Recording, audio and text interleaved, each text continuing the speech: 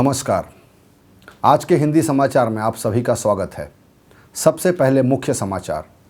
राउरकेला इस्पात संयंत्र के सीईओ द्वारा नया संचार पहल उन्मुक्त का प्रारंभ।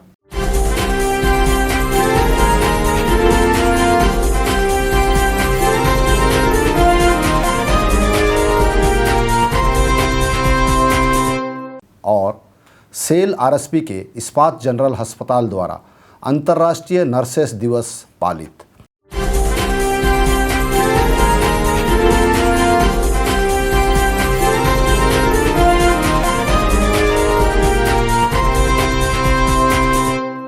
आइए अब समाचार विस्तार से सुनते हैं।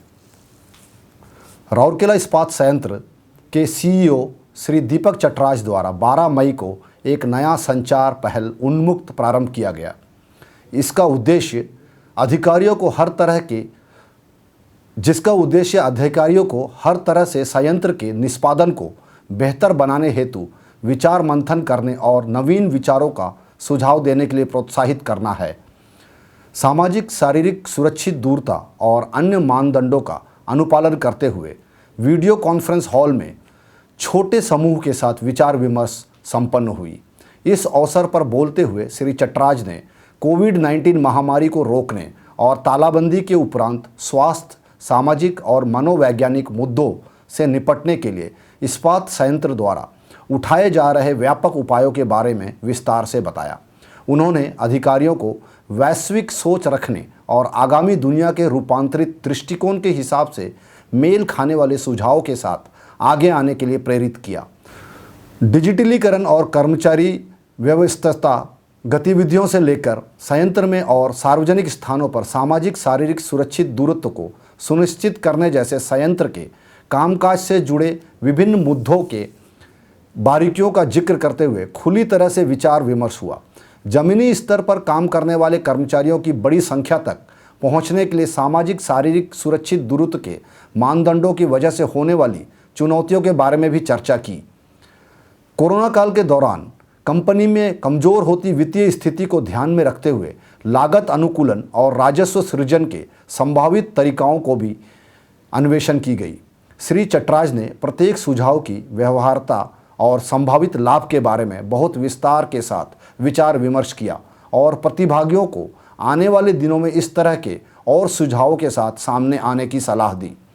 आप सभी संयंत्र के भविष्य है और इसलिए आपको संगठन के उज्जवल और बेहतर भविष्य के लिए तरीक़ों और साधनों के बारे में सोचना होगा, कहकर उन्होंने अपने वक्तव्य को समाप्त किया।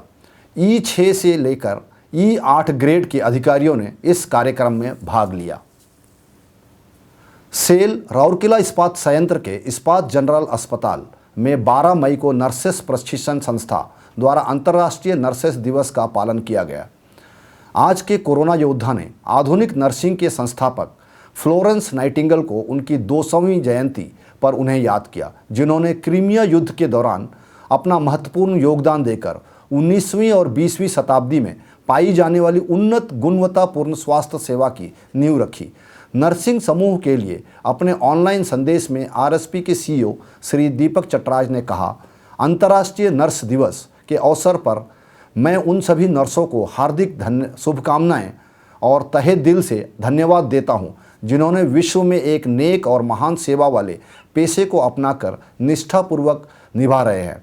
आज के इन कठिन समयों में उनकी निस्वार्थ और समर्पित सेवा अति सराहनीय और सम्मानीय सलामी के योग्य है। चूंकि देशव्यापी तालाबंदी के कारण शैक्षणिक संस्थान बंद है, इसलिए केंद्र और राज्य सरकार द्वारा जारी सामाजिक दूरता को बनाए रखने और मास्क लगाने जैसे निर्देशों का पालन करते हुए यह समारोह ऑनलाइन आयोजित किया गया। एनटीआई के प्राचार्य श्रीमती विद्युत प्रभा गोथ ने दीप प्रज्वलित कर समारोह का उद्घाटन किया और इस वर्ष की विषय nurse a voice to lead nursing the world to health के बारे में बताया। संयुक्त निदेशक चिकित्सा एवं स्वास्थ्य सेवा एवं प्रभारी एनटीआई डॉक्टर सोनिया जोशी ने ऑनलाइन दर्शकों को एक वीडियो संदेश के माध्यम से संबोधित किया।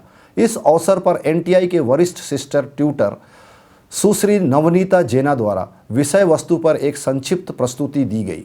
नर्सेस दिवस पर सिस्टर ट्यूटर सुश्री लूसी अनीमा तिर्की द्वारा तैयार किया गया एक अन्य ऑडियो विजुअल प्रस्तुत किया गया, जिसमें पहले से ऑनलाइन द्वारा आयोजित निबंध लेखन, कविता पाठ, स्लोगान लेखन और पोस्टर बनाने जैसे प्रतियोगिता के आधार पर एनटीआई के विद्यार्थियों की प्रतिभा को प्रदर्शित किया गया। प्रारंभ में एनटीआई के प्राचार्य ने स्वागत भाषण दिया, जबकि सिस्टर ट्यूटर श्रीमती रश्मि सोरेंग ने औपचारिक धन्यवाद ज्ञापित किया। एनटीआई की सिस्टर ट्यूटर सुश्री एम ज्योतिर्मयी, सुश्री विनोदिनी बेहरा और सुश्री प्रतिमा खेती ने विद्यार्थियों को वेब प्लेटफॉर्म के माध्यम से जोड़ा और इस विषय का पालन किया। इसी के साथ आज के हिंदी समाचार यहीं समाप्त होते हैं। आपका दिन शुभ और मंगलमय हो। धन्यवाद।